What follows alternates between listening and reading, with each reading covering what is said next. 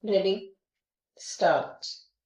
I am most grateful to you for the opportunity that you have given me of meeting you all and understanding your respective points of view. You know very well that I do not generally go to such functions, nor am I used to them. It is not our country's custom to have speeches at lunches or dinners, but we are still carrying on the old traditions, and I am therefore utilizing this opportunity of placing before you a few thoughts on matters which are causing you some concern. Whatever I may say represents my own personal views and not those of government. It is only the minister in charge of industry and supply who can make any authoritative pronouncements, but I do claim to know the mind of my government, and to that extent I may at places be saying things which are in accord with government policy. I should like to say at the outset that I am going to tell you what I do feel about matters. I am not given to changing my views, but I am one from them after mature consideration and the fullest possible realization of the various pros and cons. My convictions are firm and based not on any theories but on experience and a practical approach to the many problems. Shri Goenka has mentioned the last budget.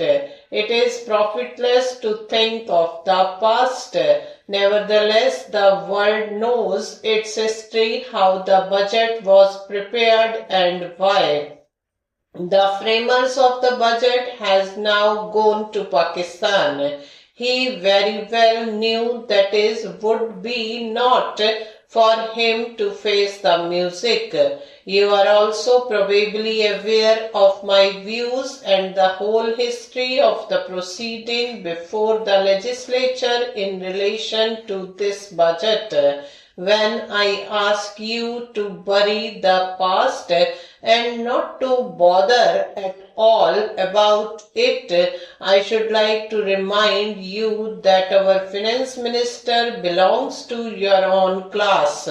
He knows his own mind is able, clever and efficient. We deliberately appointed him to create confidence in the industrial future of India, the confidence which had been rudely shaken by the last budget. Our Commerce Minister is also an experienced industrialist. Dr. Mukherjee, the Ministry for Industry and Supply, is not a congressman but an able, painstaking and conscientious public servant.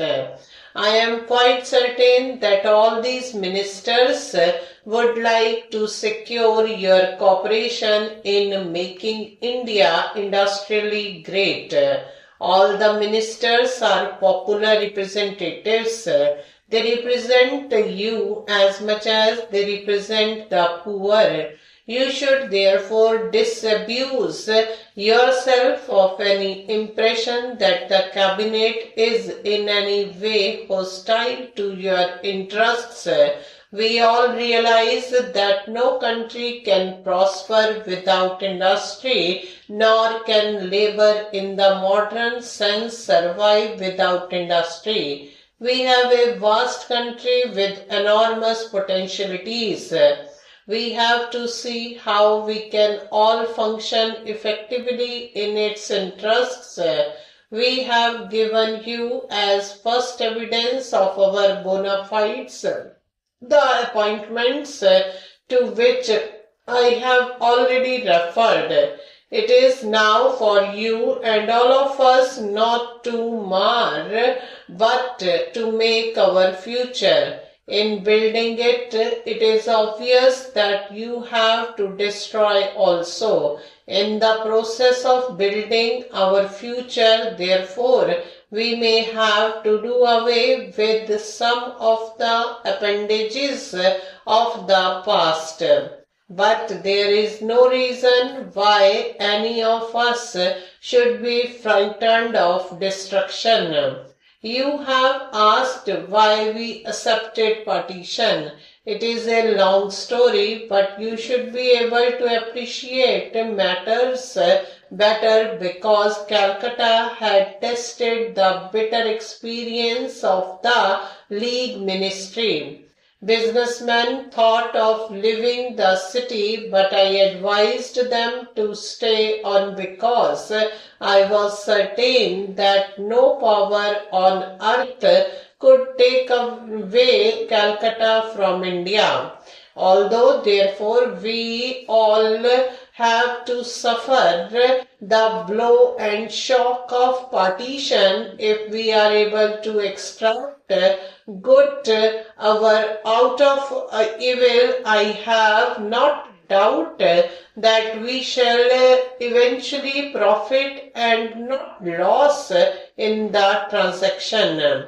We have not to settle down to the task of reconstruction.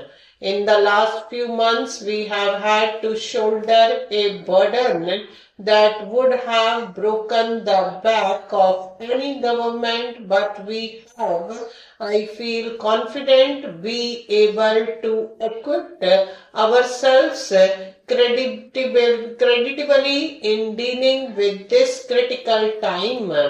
In the task ahead, we have to take labor and capital with us. If we fail to do so, we are doomed to disappoint.